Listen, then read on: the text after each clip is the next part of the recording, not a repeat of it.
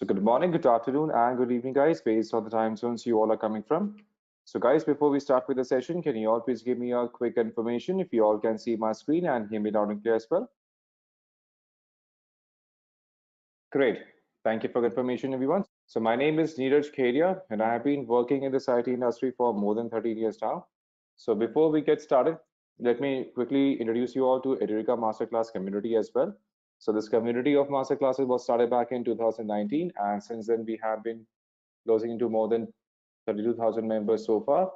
And in these masterclasses, we have been conducting multiple webinars and live events on different topics, including blockchain, IoT, artificial intelligence, machine learning, big data, and multiple front-end and back-end development technologies.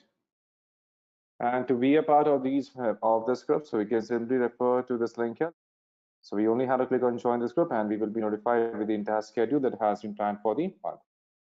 So first of all, we are going to talk about what exactly is machine learning to have a quick clarity on that.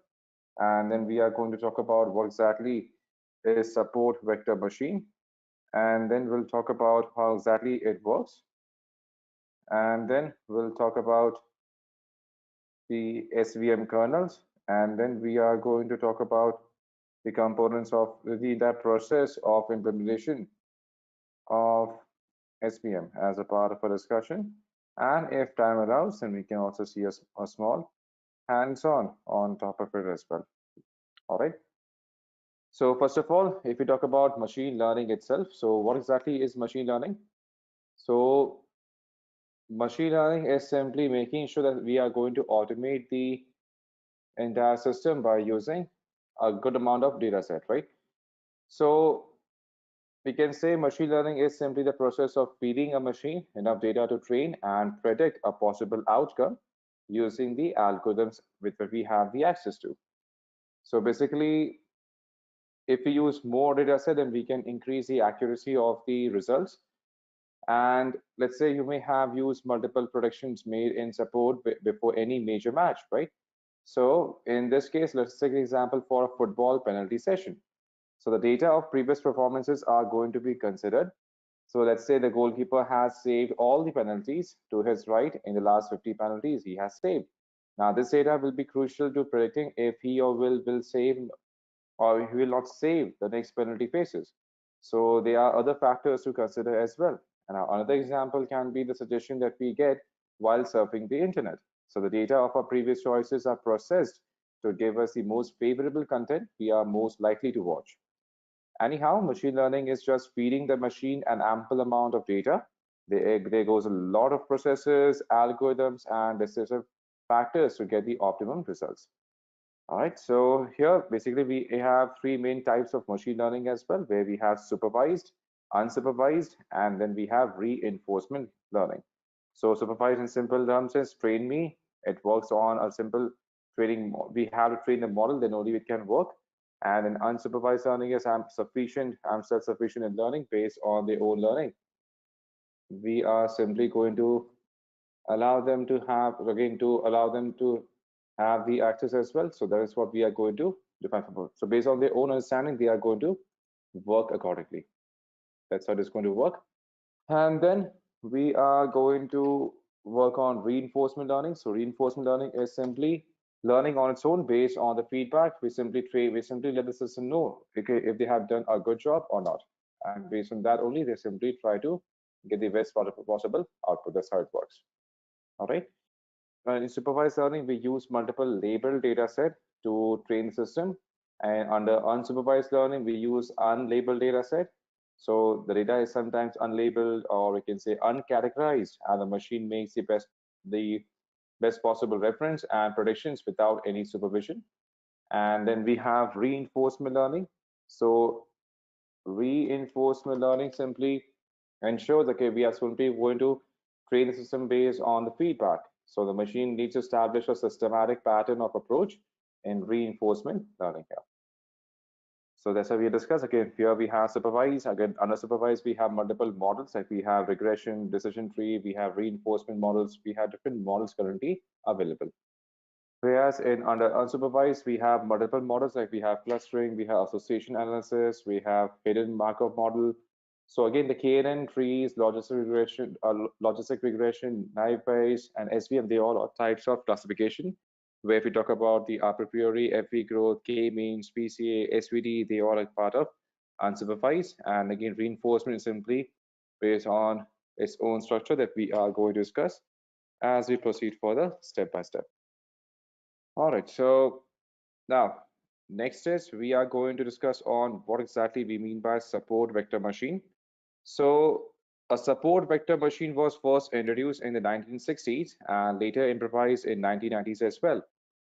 And it is basically a supervised learning machine classification algorithm that has become extremely popular nowadays because of its, you can say, efficient results, and especially for the complicated scenarios it can deliver it for us as a part of support vector machine. As you can see, again, simply it is like a discriminative classifier that is formally designed by a separative hyperplane itself. And SVM is implemented in a slightly different way than the other machine learning algorithms. So it is capable of performing classification, regression, and outlier detection as well. And support vector machine is basically, again, simply designed by as a separative hyperplane itself, as we discussed. So basically here we can have multiple data pointers that can be mapped so that the points of different categories are going to be separated by a gap. And in addition, so basically SVM can also perform non-linear classification. So we'll be talking more about the how exactly support vector machine works as we proceed further, but there are multiple advantages of using SVM as well. For example, it is effective in high dimensional spaces. It is effective in cases where the number of dimensions is greater than the number of samples. And it is, again, it simply uses a subset of trading points in decision function that makes it memory efficient. And it has different kernel functions that can be specified for decision function that also makes it versatile. And same way, we also have multiple, we can say, downside or we can say disadvantages of using SVM as well. So the number of features is much larger than the number of samples. Then we can simply avoid overfitting and choosing kernel functions. And again, recognizing them is crucial. And SVM did not directly provide probability estimates. And these are calculated using the five-fold cross validation. And how does SVM work? So the main objective of a support vector machine is to segregate their given data in the best possible way. And when the segregation is done, the distance between nearest point is known as the margin. And the approach is set to a basically hyperplane with the maximum possible margin in the support vector, as we can see here, that has been right now presented. All right. And basically here to select the maximum hyperplane. So now in the given sets, the support vector machine follows again multiple sets. For example, is simply going to generate the hyperplane which segregates the classes in the best possible way. And then we are going to select the right hyperplane with the maximum segregation from either nearest data pointers. So basically there are different ways of or even dealing with inseparable or we can say non-linear planes as well. So for example, in some cases, hyperplanes cannot be very efficient. And in those cases, the support vector machine uses a kernel trick to transform the input into a higher dimensional space. And with this, it becomes easier to segregate the pointers. So now let's talk about the SVM kernels. So basically, SVM kernel adds more dimension to a low dimensional space to make it easier to segregate the data. It converts the inseparable problem to separable problems by adding more dimensions using the kernel trick. And a support vector machine is implemented in practice by a kernel. And the kernel trick helps to make more accurate classifier. So we can take a look at different kernels in the support vector machine. Like we have linear, we have radial based, and then we have polynomial kernels as well. All right. And so a linear kernel can be used as a normal dot product between any two given observations. So the product between the two vectors is the sum of multiplication of each pair of input values. So we can understand this by a simple layman example as well. So if we talk about the linear kernel, So basically, as we discussed, linear kernel can be used as normal dot product between any two given observations. For example, here we can define this one as suppose be 0, and it can be added to sum of, let's suppose, multiplied by xi. All right. So as we discussed, again here it is going to be the product between two vectors is a sum of multiplication of each pair of input values as a part of simple linear kernel equation. And then we have polynomial. So this one is for linear. Then we have for polynomial kernel. So polynomial kernel is what? Polynomial kernel is like a is rather generalized form of the linear kernel. And again, it can distinguish curved or non-linear input space. So for example, here we can refer this as suppose as k, and then we can define multiple pointers like suppose x1, x2, and then we can simply add this to a plus. Now here we have defined suppose x1, and again, although the going to be defined here x1t, and then x1 for again it is a value for x2 here for x2, and again the entire one has to be raised to power b itself. Just a moment. So next, we after polynomial we are going to have, we also have radius base. So here after polynomial we have the radial basis function kernel. So in terms of radial basis function kernel, so here the radial basis function kernel is commonly used in the SVM classification, and it can map the space in infinite dimensions. So basically, if we talk about the actual dimensions here, so here we can represent it as suppose the value of kx1, and again for x2, and here we can find the exponent where exponent is going to be suppose for minus 4, again the gamma value, and let's say we represent this as y, and then we can define this for x1 minus this is going to be x2, and then it has to be raised to power 2. So basically x1 minus x2 is simply going to be the Euclidean distance between the x1 and x2. So we can say x1 minus x2 is Euclidean distance, is the Euclidean distance between x1 and x2 here. And where if we talk about here, if we talk about the current component for b, so here we can say b is what? B is the degree of kernel, in case you don't have in case you don't have the knowledge of it yet. And then a is going to be, or we can say a is what? A is the constant term. A is the constant term that we have. So here we have linear, polynomial, and then we have radial basis function. So there are multiple use cases. So before we proceed further, so there are multiple use cases of the radial base I can say component as well.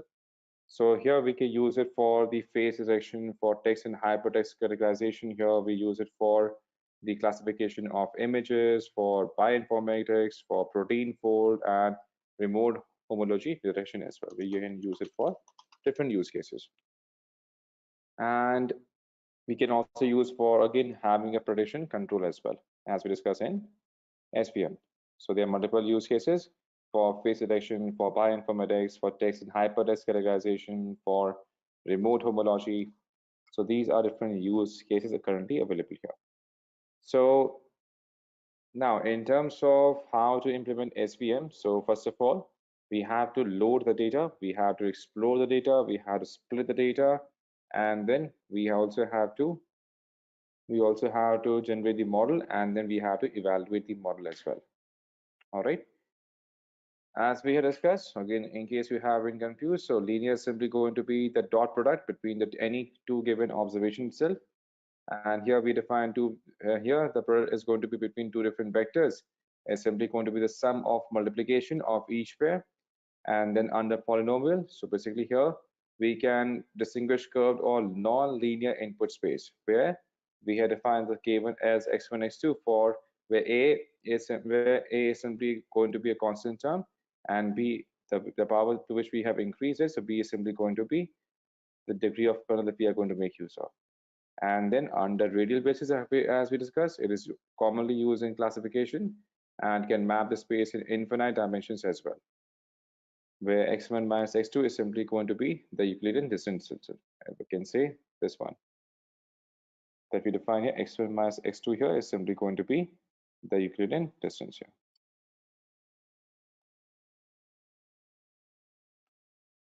All right, so let's do one thing. Let's open up PyCharm community here. So we can start by simply loading the data set and then working on top of it. So we can use any ID, we can use any Python ID to get started. We can use anything. So let's do one thing. Let's create a new project. Let's say we name it as SVM. So in case you don't have the access to SVM as of now, so you can go ahead and download the community version. So this is going to give you the access to PyCharm, or we can use any other ID as well if required. All right, so here, once we are in the project here, we can simply go ahead and create a new file altogether. So let's name it as our demo file. So first of all, we are going to work from the sklearn library. So here we can use from sklearn. We are going to import the data set. So there are some sample data sets available under sklearn library itself. So here we can define the cancer data set already available under sklearn. And here we can use datasets dot load, and then we are simply going to load support for breast cancer. We can load this current dataset already available. And now if we want to simply print the current dataset that we have currently imported, so here we can define cancer data dot data, and again we only want to print the 5 first rows available in that. So here we can define these statements here. So here we are going to use a sample dataset currently available. And whenever we are going to work on any project, in case they are now in case the dataset is not available, then we can go ahead and simply install more libraries by simply choosing the current dataset. And then here we can go ahead and click on add, and from here we can search for any library that may be missing. For example, here we are going to work on sklearn, so we have to make sure that we do import sklearn, because without sklearn library we will not be able to work on the SVM here. So here we are simply going to work on the sample dataset. All right, so as you can see now, sklearn has been installed. So again, this is a package that we're going to work with. So here we can close it. If we want to work on the other components, we can search for any library and then we can have it installed. All right. So now we can click on apply. And then once we now, if we don't have the library installed, and then if we try to run this up, it is simply going to throw us an error. And as you can see currently, this is going to update the package, and then from there it is simply going to load the breast cancer dataset, which is available as an inbuilt sample in sklearn. So it is simply going to get connected to the server, and then from there it is going to pull the breast cancer dataset, and then it is simply going to print the first 5 rows from that dataset. So it may take a while depending upon which dataset we have imported. So before we perform any calculation, let me just show you how exactly this looks like. Again, in the meantime, this is getting pulled here, so we can simply go ahead and create a new file. It has been timed out because of memory error. Okay, we misspelled data. It has to be data itself, then only it is simply going to fetch the data from there. So as you can see here, now we have the first 5 rows in terms of this breast cancer data, which has been pulled automatically from sklearn, as you can see here, right? So now we are going to, here we have defined the data set, right? So now if we are going to simply split the data, right? So we are simply going to divide the data into training set and the test set to get accurate results. And after this, we will split the data using the train test split function. So here we are going to need three parameters, like in the example that we are going to see. So from here, we are going to load the current data set. So for example, now here, now just to avoid confusion for you all, so we can create a new file. Let's say we define some as suppose demo2.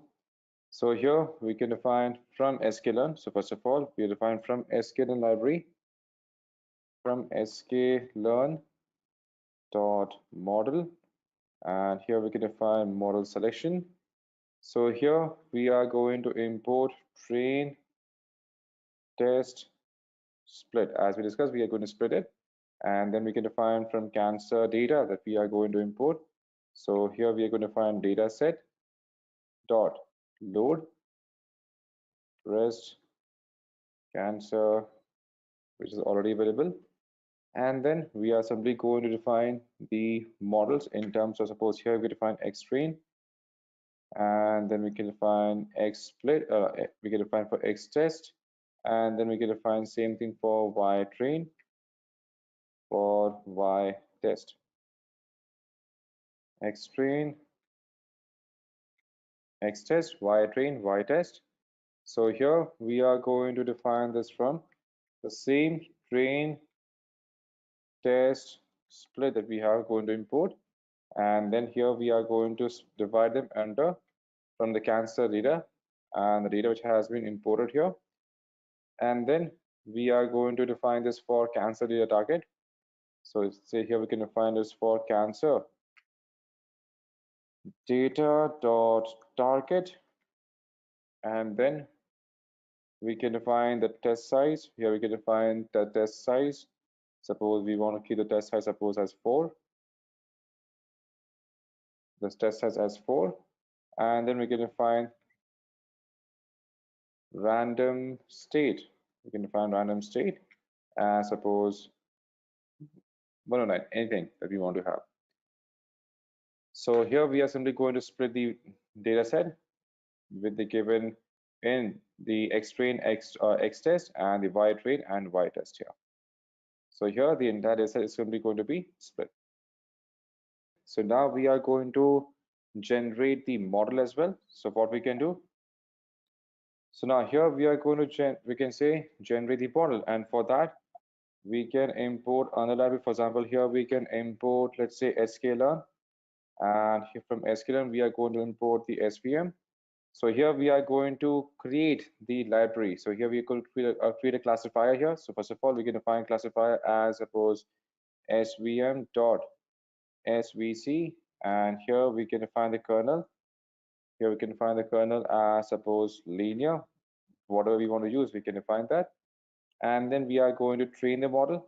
So we can say we are simply going to now train model. So here we have create classifier, and now we are going to train the model. So for train the model, we can define class dot fit, and then we can define this value as X train that we have already imported, and then we can define for Y train that we have already performed the split on.